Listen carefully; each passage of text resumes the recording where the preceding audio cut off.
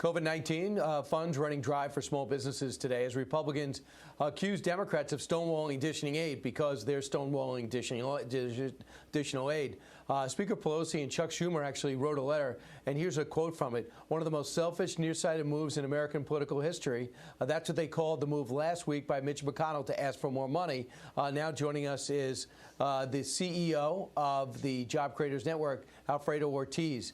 So, Alfredo, the way I understand it, they had $349 billion. It has basically been allocated out, meaning so far it's doing what it's supposed to be doing, the Paycheck Protection Program. So they want to replace with $600 billion. And the Democrats came back and said, no, we need more funding for hospitals. We need more funding for states. Well, that might be all well and good, but they're not running out of money at this moment. This program is. Brian, that's exactly right. It is actually officially out of money as of last night, in fact.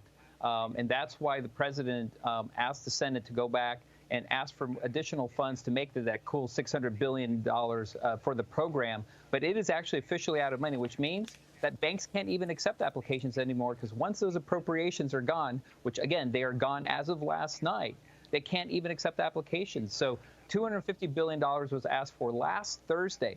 And, Brian, just to put things in perspective, every hour that passes, we're losing 33,000 jobs, basically, per hour. So when we see the jobless claims this morning, and I think it's going to be closer to that 7 million number, I mean, that's talking 24 million jobs, right, from an unemployment standpoint. This is ridiculous. There's absolutely no reason why Pelosi or Schumer should be taking these positions. And look, at the end of the day, Schumer has the money to be able to release it, has the power to do it. It's shameless, quite frankly, that they haven't done that. I urge them today, and anybody who's listening, who's a small business owner, who's has friends or relatives that own a small business, I urge them to pick up the phone, email, whatever it takes, but call Schumer, email them, text them, whatever it takes. But we must get that funding done today, not tomorrow, not a week from now, not May 4th. They come back. Right. I want you to hear what Nancy Pelosi said yesterday to your proclamation. We want it to work for everyone. What we were finding out in just even the first hours of it was that the initiative, it was not working for the, shall we say, underbanked. Why would they want to cut that whole layer of people, mostly women, minority-owned businesses, Native American, rural America, veterans, all participating in those initiatives? What's she talking about?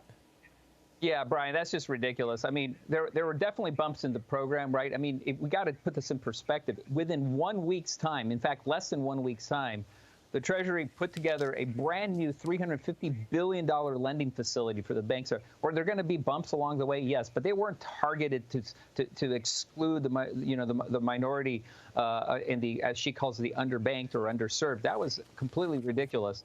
The bumps have been solved. The money was flowing. Now the issue is that Schumer is holding it up since last week. So it's been 7 days now. So again, those 7 million jobs roughly that we're calculating, we're going to see later this morning of additional unemployed, that's going to push us up to 24 million. All that's on the shoulders of Schumer at this point. And so again, we urge folks to go out, blow up their phones, blow up their emails. We got to act fast on this. I do want, I hope when they come back, they'll start loosening up those regulations on the bigger cities with the higher rents, because they got to find a way to get free with some of that money to pay their leases, or they're not going to have a business for the funded employees go back to. So hopefully they'll show some flexibility in that, and that'll be clear when Congress finally gets back to work. Alfredo, thanks so much. Yeah, that's right. Thank you, Brian.